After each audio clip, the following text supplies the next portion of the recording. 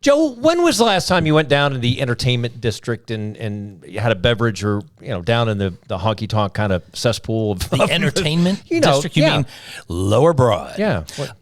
As infrequent as I can, a Preds game. Yeah. Maybe we won. We went to Rippy's, which is right next door, open-aired roof.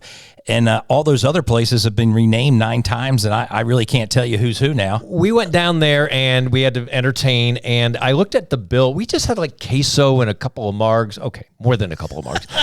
And there was just add-on after add-on after add-on. And I'm like, what? There was an entertainment zone tax, which they should be, tax the people. Anyway, my point is, you go to Two Rivers Ford, and it's nothing like that. They have the sticker price right now, employee pricing, going on, I believe, till July 8th. Make sure you check it out, because if you see the sticker and it's $58,999 for the beautiful GT, employee pricing, it's $54,499. You're saving $4,500. No add-ons. And once as I know, once you get your vehicle, I have 2 from Two Rivers Ford, the service, the mobile service is coming to my house. I'm getting a new battery in the 17 GT, and it needs its normal service. They're going to pick it up, take it in, fix it, and bring it back. You love that as well, John. And you can see all the cars, find out all this information, tworiversford.com. Two Rivers Ford, the South's most trusted Ford dealer. It's the Second Cup of Joe and John with Joe Elvis and John Dwyer.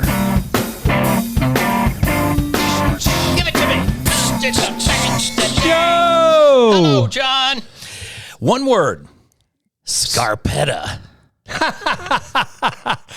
A streaming series in season 2. Nicole Kidman doing it. It's a thriller. And who else is in it?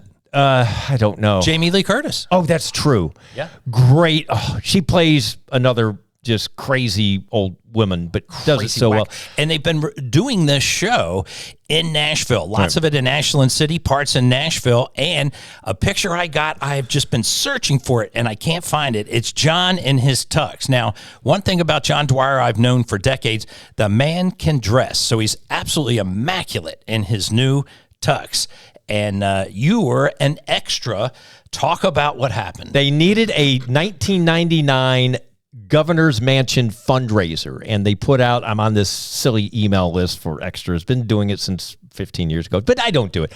Gala attendee, ages 35 to 75. I'm like, I've got that now. That's so us. I sent a picture in, and they got 200 of us clowns out there. We taped it from 5 p.m. to 5 a.m. Oh, my gosh. It is not very glamorous, but I do think they assigned me a wife. And they did. Are we sure we're in the same show now? It was a little frosty when I got home. She's like, "What? Show me a picture." So anyway, I don't know if we'll be in it. It'll come out next year. Just something fun to do. Yeah. One note of that: the tux that I wore, they said, "Yeah, you're not wearing that because it didn't. That type of style wasn't in 1999." And so that was So the one time I came, I was the guy dressed in the blue coat trying to stand out, and all the guys are like, "Okay, back up." Yeah, he's the guy that trying to make a name for. Anyway, we did that. What was the tux in '99? Was that still the ruffles? It was with the big bow tie and the wide lapels. They wanted to make sure you had a cummerbund on and so forth. It was just like the prom. It was just we have prom pictures, but that's another story for another time. Let's get to our guest. Hey, we know people. Let's take a spin through Joe and John's Rolodex. Joe, it stops on W. There will never be another career like this. Assistant strength and conditioning coach named assistant head coach with the Titans in 2006. 34 combined years, 32 with one franchise. Amazing. Strength and conditioning coach Steve Watterson with Jerry Glanville, Jack Pardee, Jeff Fisher, Mike Munchak, Ken Wisenhunt, Mike Malarkey. It is Steve Watterson on the Second Cup of Joe and John. Steve, thanks for being here, buddy. Good afternoon. How do you manage 6 administrations? That does not happen. Everybody's got their guy, and yet you were the guy. I don't know if I was good or just cheap. Or easy. I never asked for a raise. I never did. We actually talked about that this week when we had the event for Dave McGinnis. Oh, yes. A travesty. He was such a fine man. And to tell a quick story, Dave McGinnis, coach, longtime broadcast for the Titans, just passed. Yes. One of the finest coaches we ever had walk through the door.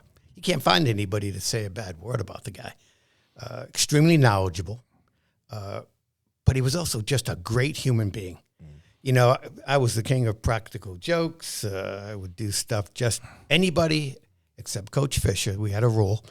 Don't do that to me. Stop it. Good impression here from John. Very good. I would have called that play if I thought it didn't work, John. Sorry.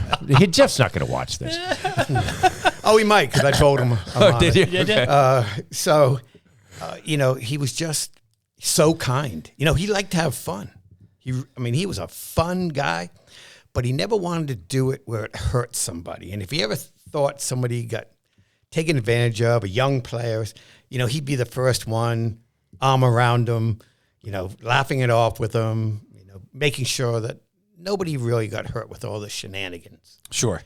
But believe me, like Code Reds in the military, shenanigans had their role with the team. Well, you know, such a great tenure for you, and I'll lift up John as well, as John being the host of the Jeff Fisher Show, some 15 years, the longest host that we've had here in our organization's history. Let's go back to those pranks. Top two that you pulled off. That's going to be hard. Yeah. That's really hard. Thanksgiving turkey. Okay. That's the longest. Titles? If there was a series, if there was something that had a theme to it, those were some of the greatest. And every year, except one, we get just about everybody, including sometimes the head coach. Yeah. So that was just, it started, I learned the how to do the prank back when I was with the Philadelphia Eagles. That was 84 and 85. Yeah, that's where you started your coaching career. I actually started in 78, the year of Invincible, the movie. Wow, yeah, okay. Yeah, Dick Vermeil. Yeah. But Thanksgiving, the rookies, I think I have this right, they would be told, hey, you have a free turkey at Kroger. Go pick it up after practice. Except it wasn't a turkey. It was. Now, these are rookies that aren't, making, this is a free bird. Yep. They're excited about this. Oh, yeah. And what was it? A bag of ice. And so we would get them, and we'd write a letter. We had official certificates. I mean, it was a drawn out, and it built every year. We had letters signed by, the manager of Lowe's saying, bring your turkey over to the Lowe's hotel after you were silly enough to go pick it up at Kroger's, and bring it to us, and we'll cook it for you. And you had options. You could cook it. You could deep fry it. You could teriyaki turkey. We could do a Hawaiian pineapple turkey. And they never caught on this letter. And it would be signed by somebody like Howard. Ed Schwartz. Howard, stupid of me. It was just ridiculous. But they would bite every year. Good. Joe, they had a pretty wet front seat. Oh, yeah? Because they didn't know. Yeah. Driving it around? Oh, it was terrible, especially when we had notes put on the top of the box. This is a very special turkey. Do not open it till tomorrow morning, which would be Thanksgiving, because we always did it on the Wednesday before Thanksgiving. And then they'd open it up getting ready, and the wife would be like, what's going on? That's pretty tame, though, don't you think? But that's a pretty good. No, it's a terrific one, especially because it was in the box. We didn't start with that part. The bag of ice is in a box, so they're carrying around this thing. They think it's a turkey. They think it's a turkey, about as heavy. But that's a fraction of what we really got out of it, because when we got them to the store, we would work with the managers of Kroger's, and we would make up 50, 60 boxes, because it wasn't just the rookies. It was free agents that we could hook in, guys from other teams. I mean, we got 10, 15-year veterans that had been on another team that had never seen it before. Got one head coach, which I had to save. He was on his way out the door to go get himself a turkey. Yep. You did it to a head coach. Well, they're just probably part of the mass email. Can I guess which one? It was a Titans head coach? No. Okay. No, it goes back to Jack Pardee. Yeah, with the Houston days. Yep, Okay. I remember coming out of the weight room and we're planning what we're going to do with the rookies when they get back to the building. And I see Jack in a high step walking fairly fast. Hey, Jack, where you going? And he goes, oh, got to get myself a turkey. Nice. That's funny, Jack. Yeah, they close. Jack, no. You're not going. I can't have you go there. Can't have the head coach showing up. So, but when they finished picking up the turkey, I mean, when they went there, off to the side, we had cameras. We had all the cheerleaders. You would invite the media. And when they got there, the players, we'd get the girls, the cheerleaders, and they were phenomenal. And they would entice the players into getting into a conversation, not knowing that they were mic'd up, and another hidden camera would follow players talking to the cheerleaders. And everything from saying silly things, flirtatious, opening up the swimsuit calendar. What's your favorite? Show us how you would pose. We would get guys on the floor showing a pose. Unfortunately, we even had a couple guys climb into the produce shelf, kind of surrounded by tomatoes and vegetables, showing how they would pose, not realizing all this was being videoed. And then we would write up a script and tell them, you're going to have to do an advertisement for Kroger. And we'd have all these things. Hi, I'm Jason McCourty, and I love shopping at Kroger's. It's stupid to shop anyplace else. And then you would edit too. And we'd do all these different edits, and it would come out finally saying, we're the draft class of 1998, and we're the stupidest players to ever make it into the NFL. That's good. And we would play that on Saturday night before the game. That's good. Steve, you mentioned Jack Pardee. You, Oilers days, 1986-ish. I'm getting, is that about when it started? Strength and conditioning coach. For those watching on YouTube, you can tell you've had a very athletic and physical past. What got you into that profession to begin with? And what has been the discipline that has allowed you to stay in great shape, and just talk about the overall philosophy of strength and conditioning for you personally and how you apply it to professional athletes? Well, I had no plans of this in college to start with, I'll put it that way. For my first few years, my major was oceanography. So I was hell-bent on being the next Jacques Cousteau. Jacques Cousteau. Yeah. My goodness. And then I petitioned. I wrote a paper to try to get a ship. It was a research vessel, and if you passed and your project was accepted, you got to be part of this voyage. And actually, what I was looking at is there was a toxic kill of fish off the coast of Virginia, and my philosophy, my paper surmised that it was not any poison. It was just the hot water causing more microbes in the water, more algae sucking the oxygen out of the water. Long story, I get it, but I failed the physical. What? Yeah. What was wrong with you? I legally blind in my right eye. Okay. And they basically said, you'd be a land-based researcher after that. And so I decided to change my major. As an athlete, I was playing a lot of sports and hurt my right knee. And I had to go to the trainers. I thought it was amazing how the evaluation process, my personality is you can always make things better. I thought there were holes in the system. How do you progress? What are the numbers? How things work? And so I got into the rehabilitation phase. I actually started out sports medicine, athletic trainer. And then did that, was director of the rehab over at the Philadelphia Eagles, because I had done an internship with them in 78. They asked me back, but I wanted to continue school.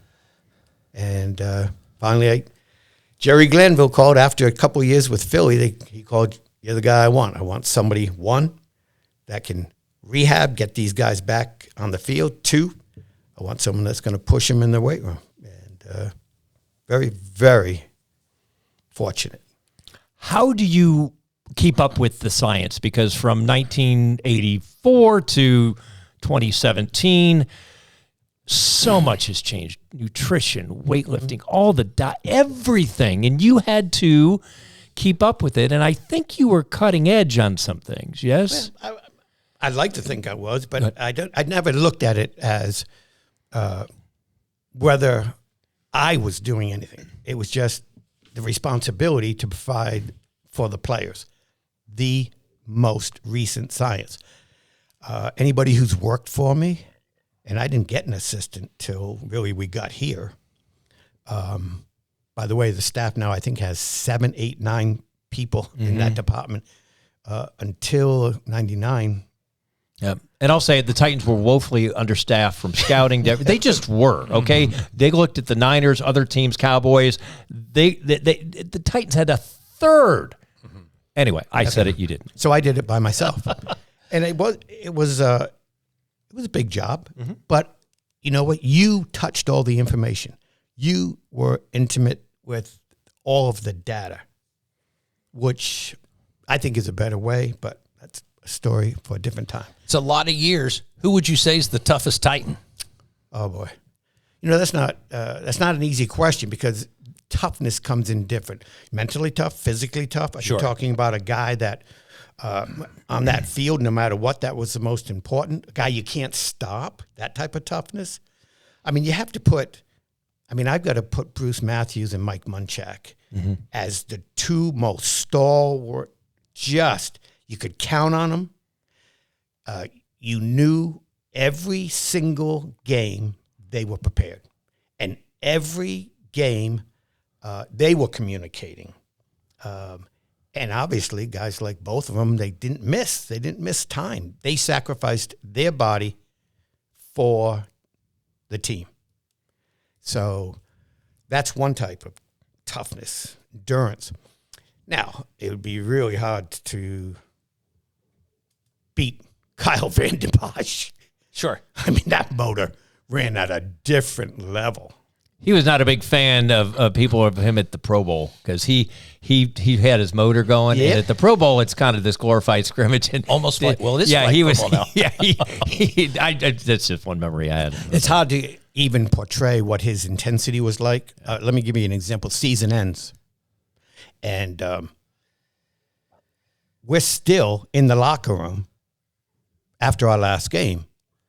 And he comes up, when are we going to start training? Good. I'm like, baby, I'm there. Whenever you want to. He goes, okay, tomorrow morning. I said, Kyle, hold on. Tomorrow we have physicals. We have to check everybody out. From early morning till late, we have physicals. Okay, Tuesday. Okay. So we agree on Tuesday morning. What time do you want to go? I'm thinking he's going to say somewhere about 8 or 9 because pretty much the buildings are all closed down during that time. I come in because I got to stop writing programs. He says 6. I said, how about 6:30? And he goes, okay, 6:30.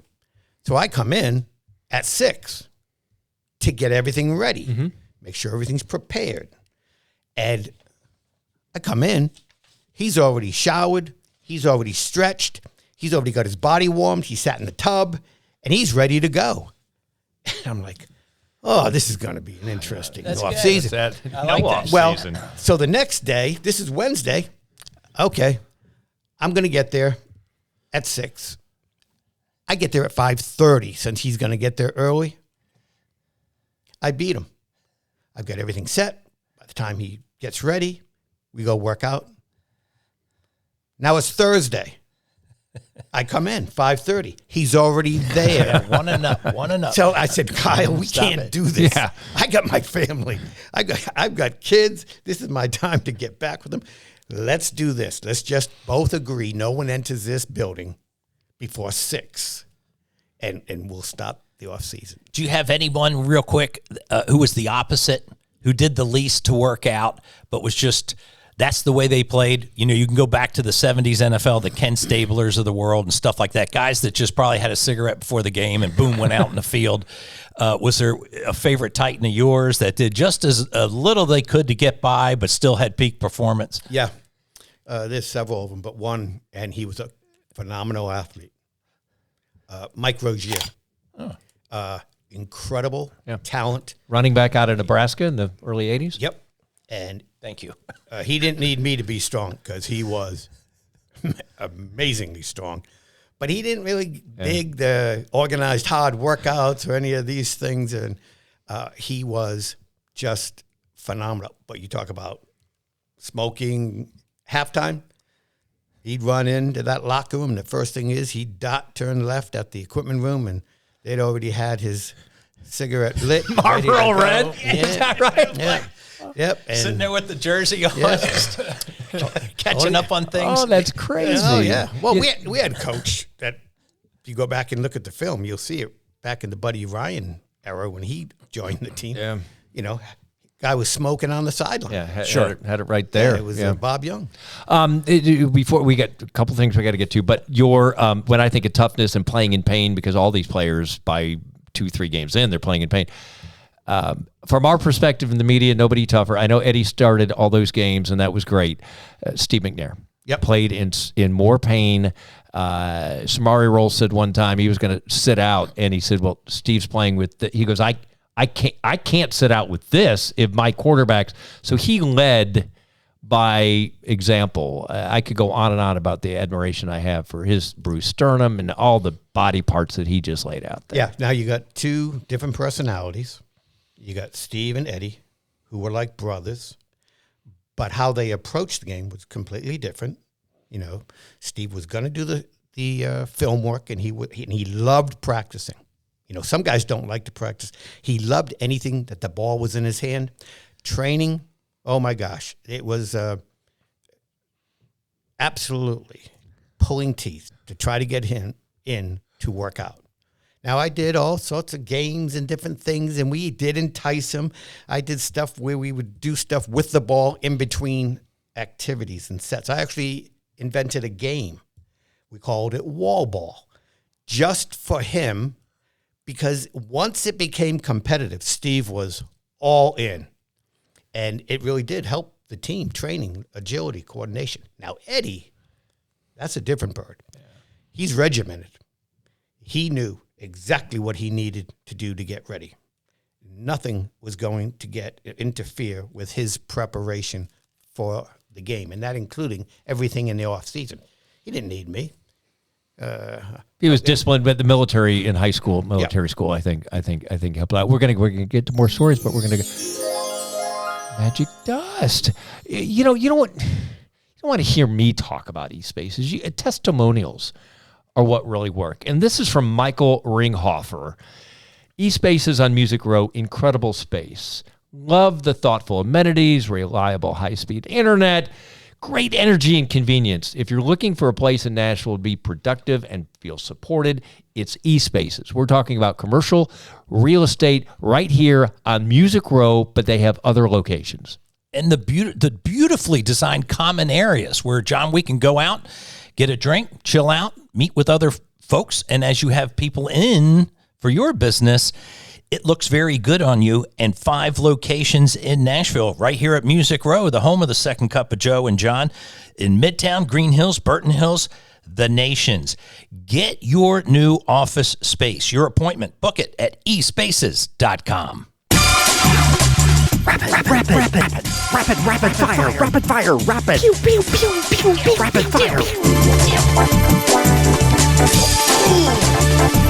34 years, assistant strength and conditioning coach, assistant coach, head coach for the Titans. Quick questions, quick answers. Joe, you're first up. If you could master a skill other than this, what would it be? Master a skill. And you can't know oceanography's out. You got the blind Oceanography, eye I or already whatever you threw got. that.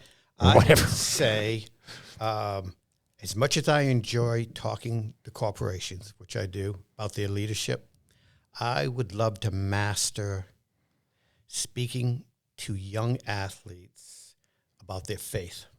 Oh, nice. There we go. Good one. Name a poster you had on your childhood wall. Rock group? I know I'm going to sound boring at No. this. My parents, we were all raised, and it wasn't like that was antithetical to how we were raised, but you didn't have idols. So I never had. I mean, I was a good tennis player. I mean, I won the 18 and under in Newport, Rhode Island. I did not know that. Okay, that's a hidden talent. So- Not a hidden talent. So it was Chris Effort. No, but I got to play with her. I used to be assistant. I used to warm the girls up at the Newport Casino. And so I played with Ivan Goolgang, Billie Jean King, Rosie Casals, Judy Hellman, all those girls. That's a good story. Those are great answers. But no posters. No posters. Bill Berge, mine, on the wall. I grew up in Delaware. So I watched those Eagles. I saw you on the sideline.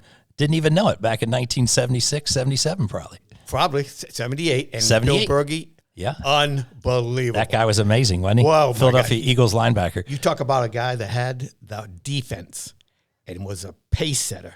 Him and who was the other? John Bunting. Dennis Harrison up front later in the years. These guys were great. And they were definitely Dennis, men. Dennis Harrison, Brentwood Middle School football coach still to this day. Now, Steve, on to more important questions. Are you a dog or cat person? I'm a dog. Yeah. What do you have? I've got an American Eskimo. Oh, big dog. And it is part of the family. There's no doubt about it. Yeah. Yep. And he has the hierarchy. It's the parents, and he definitely, or she, thinks that she's above all the other kids. That's good. Yeah. That's good. Name a pet peeve. Laziness. Yeah. Yep. Do you have a John and I, devout Mustang fans, do you have, what is your favorite car? My favorite car is something that I have not to worry about at all. My kids won't even get in my truck. My wife has a very nice car. I'll buy the kids nice vehicles. I have a 2010 Ford F-150 that I don't worry about anything. I do have to, they're begging me. Matter of fact, my daughter won't go into it. She says, Dad, there's spiders in there.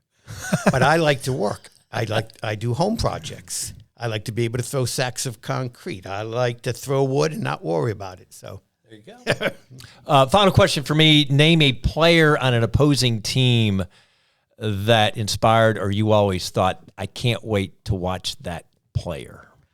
oh my gosh, I'm going to blow his name now. Wide receiver, Pittsburgh? Pittsburgh. Lynn Swan. Nope. John, Randall L? No. Lee. I'm really disappointed in myself. Yeah, I am too. Because We're going to edit this part Just out. say Harold Carmichael. Good one. Harold Carmichael. Yeah, he was a stud. Eagles receiver. Yeah.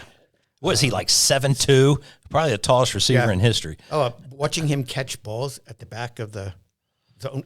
This is back when the goalpost Right. In the was middle. was on the Goal line. goal line. Yeah. And watch the ball go around or over, and he'd still be able to make the catch. Yeah. So my final question, Steve, what advice would you give your 18-year-old self now?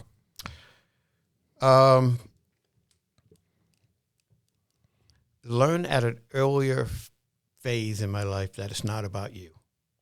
It's about, performing. You owe it. If you're getting a check, you have to work to earn that check.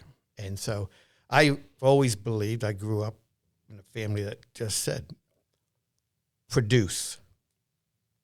You go to the job, don't cut a corner, don't be a stealer. And so it was always produced. But I wish I had learned at a younger age that even with the production, that should be automatic, and that it's always about the bigger picture. the group who you serve, less frustration with people who I thought weren't getting their part done, and just stayed more focused on what I needed to get done. Nice. John, we did some great social networking posting. We did a reel together, Two Rivers Ford, and we're talking about employee pricing. And we had a guy, Joe, who runs the service department. We had Jay Seiling, the sales manager, the guy you bought the car from. Ethan Seiling. All these guys are He looks Ford like guys. he's 14, but he's a great salesperson. He does Nice a young wonderful man. job. And each one of these people get employee pricing. And you'll say, well, what is this, John? I mean, what do you mean? Why is it not like that all the time? It is like that all the time through July. First part of July, July 8th, you get the same price as a Ford employee. It's just one of those great times to buy, whether it's an SUV, whether you love the Mustangs like us, or like Steve. I'm going to ask Steve here for the F-150. What has been your favorite part about your Ford since 2010 when you got The it? cassette tape player, probably. Oh, that's a good one. No, I tell you, it is the most reliable. It truly is the most reliable vehicle I've ever owned. And I'm turning 70 this year, so I've owned a few. But my wife gave it to me as a birthday present when I turned 60. So I've had it 10 years, and it has never missed a beat. There you go. You can, and that's you know where you can get one. Two Rivers Ford, the South's most trusted Ford dealer. Steve, you were on the Titan staff in 2017. I was able to check out when I left sports pretty good. People still say, "Hey, do you go to the Titan staff?" I said, "You know it better than I do." Where is your fandom now? And not to correct you, but I was with them all through until the OTAs in 18. So Okay. I really went All right. through it. And the reason I say that is I knew I was going to leave. So I wrote the entire workout so that when I walked away, I didn't feel like I cheated anybody. I mean, everybody's workout was written all the way up, right up to training camp, the whole off season.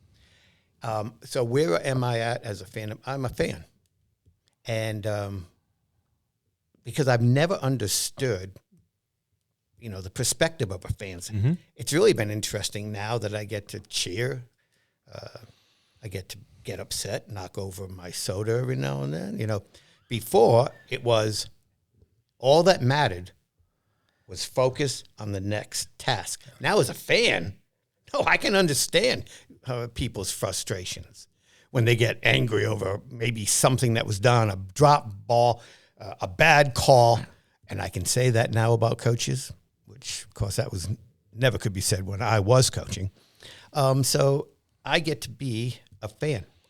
The first time I saw an NFL game was it would have been 2012, I believe. I went as a guest of Gatorade. They had a think tank together. Where is this industry going as far as providing nutrients to athletes? So we had a think tank. We went there, and part of the award was you get to go to the Super Bowl game. Wow, nice. I'm sitting there. I'm sitting right next to Venus Williams. I mean, they got some other celebrities. And we are, Heidi and I, my wife, beautiful wife, we are on the 50-yard line, and we are 9 rows up. You couldn't ask for better seats. But first time being in a game, I am so bewildered. What's going on? Why are people yelling? Do they think we can hear them? Right. Do they think we can hear Yeah, that? hey, please, because all we hear is white noise. And I'm like, oh, you got to be kidding me. Are they going to stand the whole game? And the fans around me are like, Right. dude, this is a Super Bowl. Yeah. You can plan on it, standing the whole game. So learning that transfer did take a little adjustment, but I enjoy it now. I mean, seeing the game and from the fans' perspective, hey, you paid for a ticket, say anything you want. That's right. What do you think about the new stadium and Super Bowl in Nashville in 2030? I'm stunned. I am really amazed. It is. It is so exciting for the city. If you haven't been to a Super Bowl, and you haven't been in the city, what goes on is off the charts. There will be more excitement, more events, more things to do besides the actual game. So I think it's going to be a huge injection of enthusiasm, momentum for the city. Do you have a favorite memory from the Titans Super Bowl? I have a memory. It was a blur. It was a blur of a run. Just a blur. Just a blur. And believe me, it is. You asked me if there was something I would have changed or something in my career. And Jeff really did try to ensure the staff and coaches enjoyed the experience. He would talk to us leading up to it. Hey, you've earned this. Enjoy it. Be positive. But my experience with, and I was with the Philadelphia Eagles. I was invited back to go to the Super Bowl with them, but that was as an intern and just an assistant. When we went in 99, I was so intent that no I's were left undotted, no T. I mean, I was so invested in trying to make sure this was right and we won that it happened like a blur. It really did. Now, for every other coach that's been in there, I would tell them, enjoy it. For the fans, you don't know when it's going to be back here. Embrace it, because it can be a phenomenal experience. Well, you had a front row seat. If you see a picture of Jeff Fisher on the sidelines or any of the coaches, Coach Watterson is right there. You really haven't aged at all. When I think about, I mean, I don't know, that means you looked 50 when you were 30. I don't know what I'm trying to say, but you have been, you have seen so much. You helped so many players get through so many difficult times, and you have to have a great strength and conditioning coach to have a great team and a great run. And Steve, you have done, wow, the stories could continue. Heidi is one of the wonderful things that you received from the Tennessee Titans. She was working in the front office, I might say. Office romance, huh? Yep. And real quick, Steve, talk about how many kids? 4? Have 6 kids. 6 kids. 6 kids. How many grandkids? Right now we have 2, and we've got, we'll have 3 more on the way. Should be here in all about October. Wow. So, yes, she was a blessing. She was actually, my wife, Heidi, she was Floyd Reese's assistant. How often did you check in on the GM? Here he is again. Wait a minute. He's back. Restraining order, please. She is a cutie. This is one of the funniest stories. She goes up to interview. This is during training camp. She didn't know whether the ball was stuffed or pumped. She knew nothing about it. And she told Floyd in the interview. And Floyd goes, "That's great. I don't need another second guesser working for me. I just need someone that's going to keep me on task, organized, be my assistant." So she walks out with Floyd, and just as I'm coming down the hallway, she says, "Is there anything else I need to know?" And he said, "Nope, absolutely not." And he sees me, and this is a God's honest truth. He looks at her. He goes, "Oh, whoa, one more thing. Stay away from him." That guy right Stay there? away from him. Right there. And he was best man, Greg Williams, Bountygate, Oh, yeah. Mike Munchak, Yeah. and Floyd were my best men at the wedding. That's great. And so when Floyd spoke at the wedding, he said, "I'm a little emotional," and he really was at the wedding. He goes, "You have to understand, I've been with Steve since 1986, and he's like my brother." Good. He goes, he's as close to me as my brother. And Heidi was a gift that fell on my lap here in Nashville. And believe me, she is like my daughter, the daughter I never had. And it's kind of appropriate because only in Tennessee can my brother marry my daughter. That rocked the wedding right there. That's good. That's fine. Season ticket holder from the very beginning to meet Steve Watterson to do this. And I appreciate your friendship through the years. You just represented the Titans so well. I like that. Is the ball full of air or is it stuffed? I've never heard that one. That's a great one. Steve, may God bless you and your family, Heidi, your kids, your grandkids, and your great leadership that is still ahead of you, and make his face shine upon you. You're a great man, and I think some of your best days are still ahead of you. Congratulations. Thank you. And I'll accept the prayers, because I do think the one thing I've learned in life, it's the greatest gift we give each other is prayers. Amen. There you go. Thanks for being on the Second Cup of Joe and John.